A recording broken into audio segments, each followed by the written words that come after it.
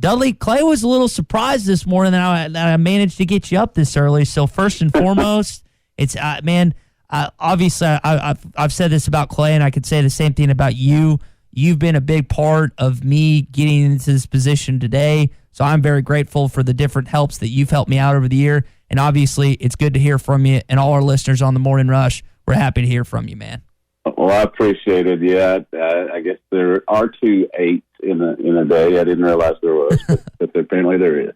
So I remember when I was first working with John up there in Northwest Arkansas, and he was joking with you or something about like you just waking up. I mean, that's just how it is. Like my biological clock now, Dudley, is set where even on the weekends I can't sleep past 7 or 8. And I know for you, for so many years, and you've done it where you just wake up late, but you also stay up late because you're watching sports all the time, man.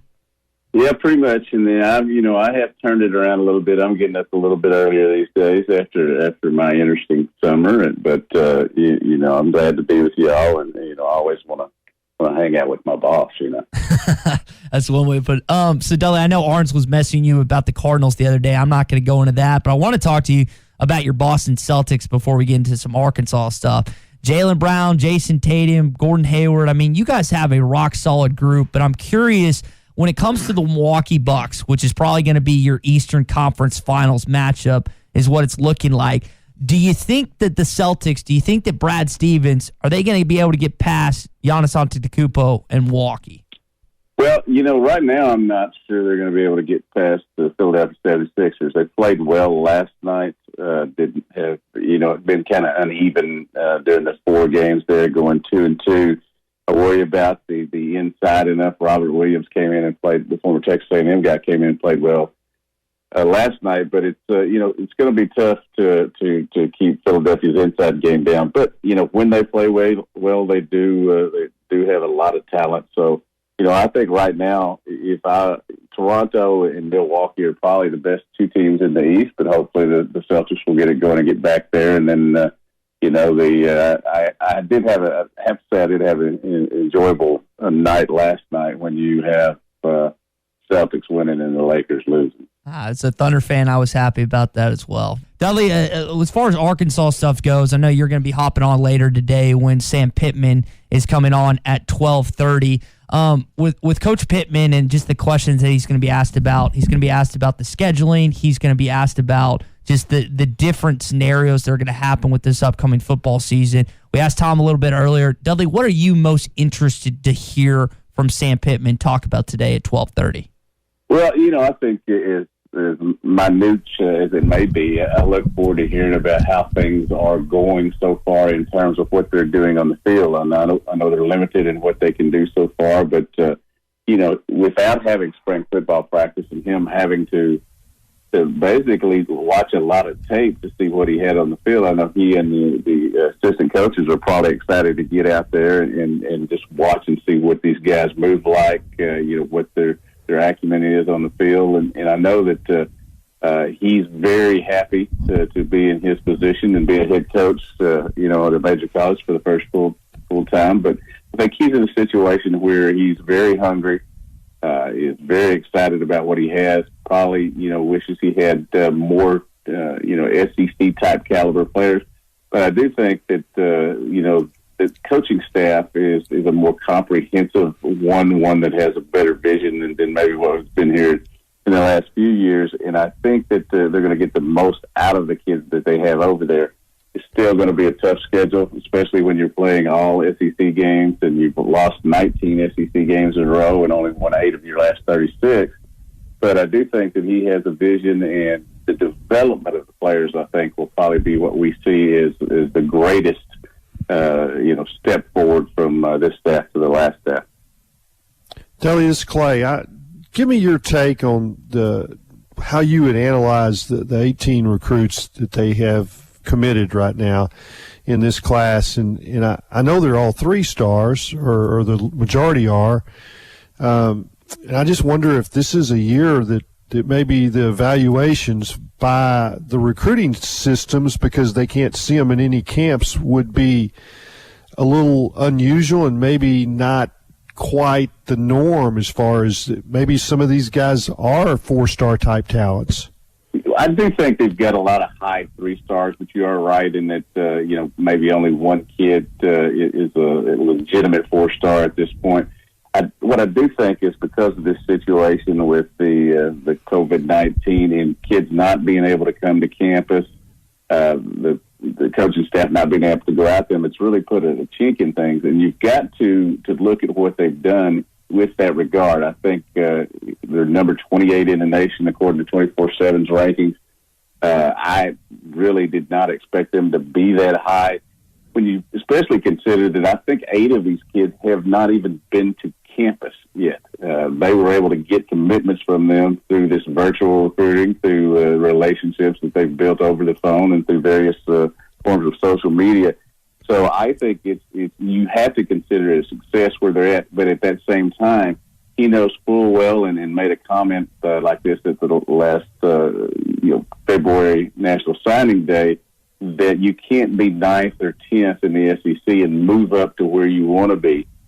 Certainly, they're taking baby steps, but he knows that you have to get in that top 5, top 6 to be able to make the push you want to and get up to battle with the so-called big boys. I do think, though, that I was saying that when you take what they could have happened during these last few months and what has happened, getting 11 commitments, I think, in the last 2.5 months, you have to give them a lot of credit. And one thing we'll see, a lot of times you go out and you get 4 stars who've reached their ceiling, but now do you have these 3 stars and can you develop them and do they have a higher ceiling than maybe some other people think they have?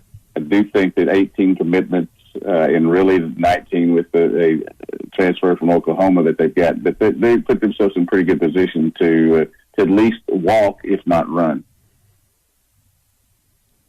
Speaking with Dudley Dawson here on the Morning Rush. Dudley, you mentioned the recruiting aspect for football. I want to switch over to basketball real quick. We heard from Eric Musselman earlier this week talking about, and you wrote a little piece on this, I was reading on the Whole Hog message boards, that there's no excuse for the recruiting because everyone's in the same situation in terms of the virtual aspect. And I know we haven't heard a lot concerning the 2021 basketball class. They got 4 studs and really 7 studs if you count the grad transfers this past one. The 2022 class is loaded out of its mind for this state.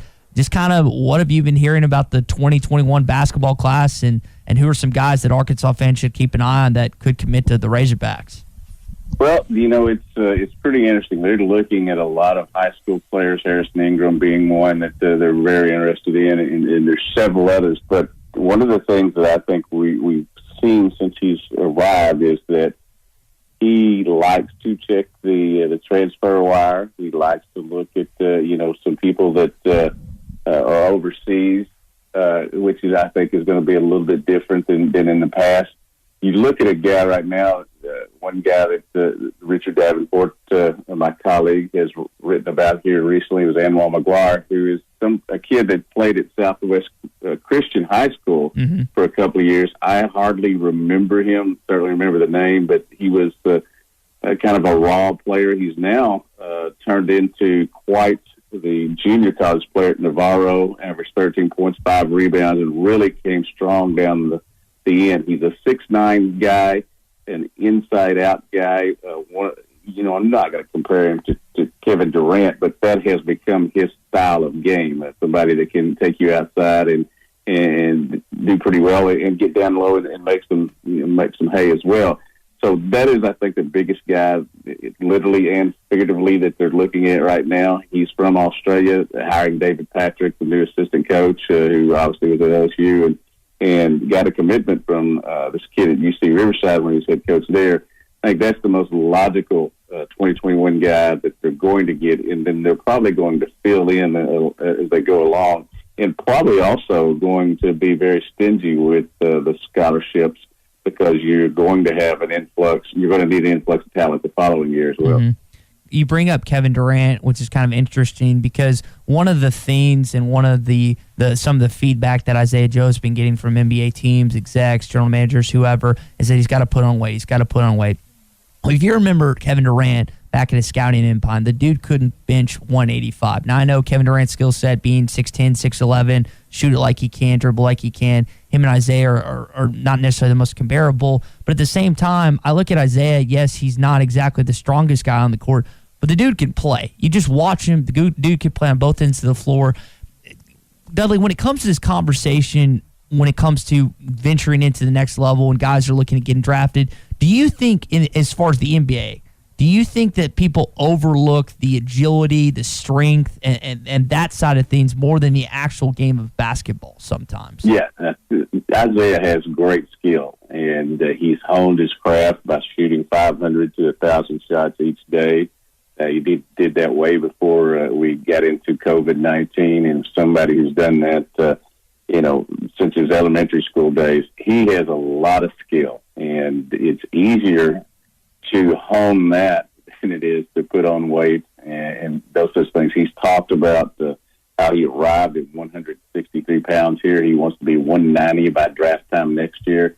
He's somewhere in the 180 range right now. He's never going to be a weightlifter, is never going to be too buff, but you've got to have a modicum of physical strength to be able to compete in the NBA, because they can knock you off your pedestal really quick in terms of being able to just drive through you. And that's one of the things that certainly he's going to try to add to his game, in addition to the weight and strength, is his ability to play outside and also be able to get to the rim a little bit more. I think that's what we're going to see mostly from him this year in terms of differentiation of his game. He's going to try and get to the rim a little bit more and also facilitate a little bit more, maybe in the same type of vein that Mason Jones did last year. And Dudley, kind of on the subject of Isaiah, when you look at his game, you mentioned some stuff that you think he needs to improve on. If there was one element that you went to Isaiah and said, hey, this is the biggest thing that you need to work on in the 2020-2021 basketball season, what would you characterize that as?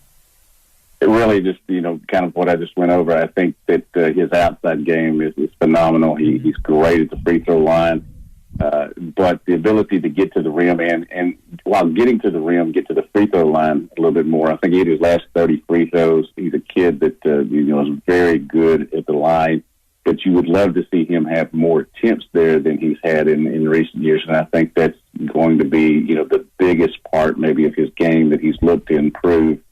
And I know that they are looking forward to incorporating his skills into what's going to be a very different basketball team, one with length and one with a lot more skill. And really, you kind of looking at a basketball team now that should have 5 people on the floor that can score instead of, at times playing 3-on-5 and 4-on-5 as they have in the couple of last seasons.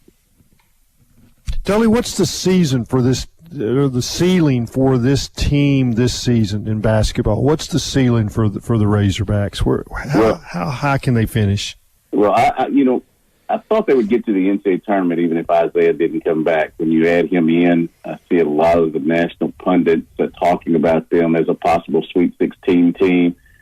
Certainly, I think they can get to the second weekend of the tournament if you have favorable matchups. That's a big thing. You don't want to be, in that 8-9 seed deal. You want to be a little bit higher than that. So I think their goal has to be to be higher than that and get to the tournament. I think that's quite possible. I'm very interested to see how Vance Jackson, Justin Smith, and Jalen Tate are incorporated. The 3 graduate transfers are incorporated into this offense and defense. And also, everybody's anxious to see what Connor Vanover and JT Notai are going to look like. That they've had a year in the program, and certainly Notai got to get healthy. He's going to be out the next 2-3 weeks. But Connor Vanover is finally put on a little weight. Is up to around 250, 255, I understand. And, he's a heck of a matchup problem. He's not going to be the guy that goes down and just stands in the paint. But he also has worked on incorporating that part into his game over the past few years at prep school in California and during the red shirt, or as Coach Musselman calls it, the development year at Arkansas. So I'm kind of anxious to see how that all plays into each other. They've worked on that Milwaukee Bucks offense in terms of trying to use Vance Jackson and stuff in that. So I'm very excited to see that. And, I guess they'll have a national coming out party in Las Vegas at the MGM main event there right the week before Thanksgiving, and that's probably going to be the nation's first good look at an Arkansas team that has certainly redefined itself in the past 2 years. Dudley, we'll leave it there, man.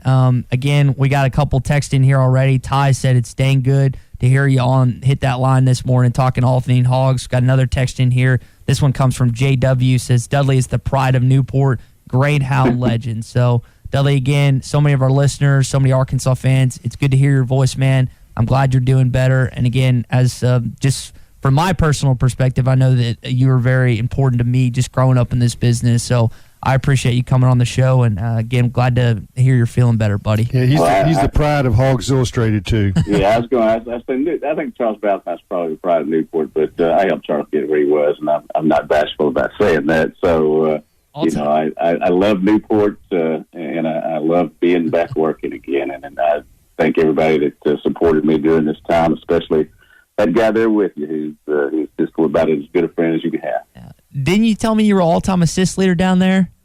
Still am. Love it, man. But when you have a guy that played in the NFL, a guy that was drafted in the NBA, and a guy that went on to St. Louis to play, you should know to pass the ball. That's right. So, well, Dudley, appreciate it, buddy. I will catch up soon. Okay. Thanks, guys.